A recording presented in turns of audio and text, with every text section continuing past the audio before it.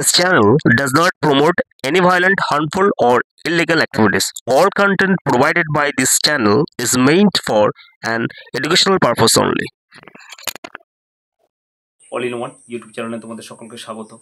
তো বন্ধুরা, আমাদের যে হাইকোর্টের বিচারপতি ছিলেন অভিজিৎ গাঙ্গুলি, একজন মানে বিচারপতি হিসাবে একজন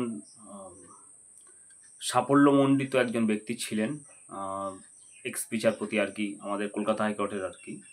তো তিনি যখন বিচারপতি ছিলেন সেই সময় আর কি আমাদের যে বর্তমানে 26,000 যে চাকরি বাতিল থেকে শুরু করে আরও নানা রকম কেসগুলো তিনি খুব দক্ষতার সঙ্গে লড়েছেন এবং জাস্টিস দেওয়ার সবাইকে চেষ্টা করেছিলেন।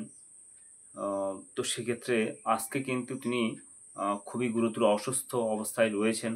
তো আমরা দলমত নির্বিশেষে আমি মনে করি যে যারা সমাজের খুব ভালো মানুষ, সমাজের কল্যাণের জন্য কিছু করতে চায়, যাদের এই অবদান কন্ট্রিবিউশন কখনো ভোলা যায় না, তো সেক্ষেত্রে সেই দল যে দলই হোক না কেন, সেই দল যে কোনো দলের, তার হয়ে সকলকে কিন্তু উচিত তার মানে সুস্থতা কামনা করা। কন্ডিশন খুবই খারাপ, উনি প্যানক্রাইটিস বলে একটা ডিজিজ রয়েছে, সেটা আমাদের সেই রোগে ভুগছিলেন অনেকদিন। যেহেতু তোমরা জানো, হয়তো অনেকে ভাবো যে নেতামন্ত্রী যারা রয়েছে বা যারা উচ্চপদস্থ আধিকারিক যারা রয়েছে তারা সুখে বা আরামে থাকতে পারে, তা নয় বন্ধুরা। কারণ তাদের অনেক লাইবিলিটি থাকে, রেসপন্সিবিলিটি থাকে, দায়িত্ব থাকে, সেগুলো পালন করতে গিয়ে নিজের শরীরের প্রতি তাদের যত্ন দেওয়া হয় না। যেমন অ্যাজ ফর এক্সাম্পল, যেমন আমাদের সিএম থেকে শুরু করে পিএম যারা রয়েছে, এরকম যারা আধিকারিক বা উচ্চপদস্থ যে সমস্ত স্থানে যারা বসে রয়েছে, তারা দেশের জন্য, সমাজের জন্য কাজ করতে করতে তাদের নিজের শরীরের এবং পরিবারের প্রতিও তারা সময় দিতে পারেন না। কেন বলছি কথাটা, যেন আমাদের সিএম, আমাদের বর্তমানে যে চিফ মিনিস্টার রয়েছেন আমাদের ওয়েস্ট বেঙ্গলের, তিনিও মানে 12 ঘন্টা মানে পরিশ্রম, 24 ঘন্টায় প্রায় পরিশ্রম করেন। তো সেক্ষেত্রে তিনিও সময় পান না নিজের শরীরের প্রতি যত্ন দিতে।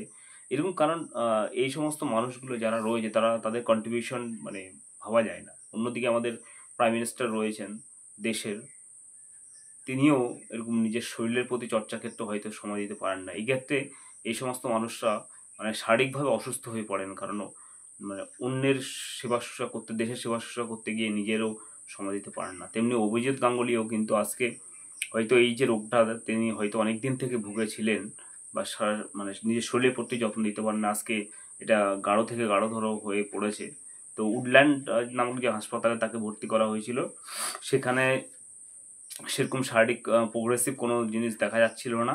তো মানে শারীরিক আরও অবনতি হচ্ছিল, তাই জন্য তাকে এখন দিল্লি এমসে নিয়ে যাওয়া হয়েছিল স্পেশাল গ্রিন করিডোর করে। আমার মোবাইল স্ক্রিনে তোমরা দেখতে পাচ্ছ। তো ভগবানের কাছে প্রার্থনা করবো বা ঈশ্বর আল্লাহ খোদা যে নামেই যে ডাকুক না কেন, তা প্রার্থনা করব আমরা, যাতে তার খুব তাড়াতাড়ি তিনি আমাদের মাঝে আবার ফিরে আসুন এবং সুস্থতা কামনা করি, তার দীর্ঘায়ু কামনা করি, তিনি যেন সুস্থ হয়ে যান, এটাই আমাদের কামনা থাকবে সকলের। কারণ এই সমস্ত যারা মানুষ, তাদের আমাদের প্রয়োজন রয়েছে। কারণ এডুকেশন এবং তারপরে সমাজের যে এডুকেটেড রাজনীতিবিদ বলো বা যারাই বলো, তাদের কিন্তু প্রয়োজন রয়েছে। কারণ আনএডুকেটেড ইলিটারেট পার্সন যারা রয়েছে, সেক্ষেত্রে একটা সমাজ, একটা দেশ বা একটা জাতি, একটা রাজ্য কিন্তু সেক্ষেত্রে চলার ক্ষেত্রে অনেক বাধা বিঘ্নতার মাঝে পড়তে হয় আমাদের সকলকে।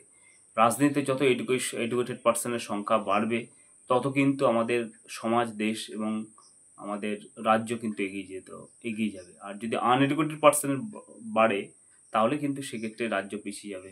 এটা মানে বলার অপেক্ষা রাখে না।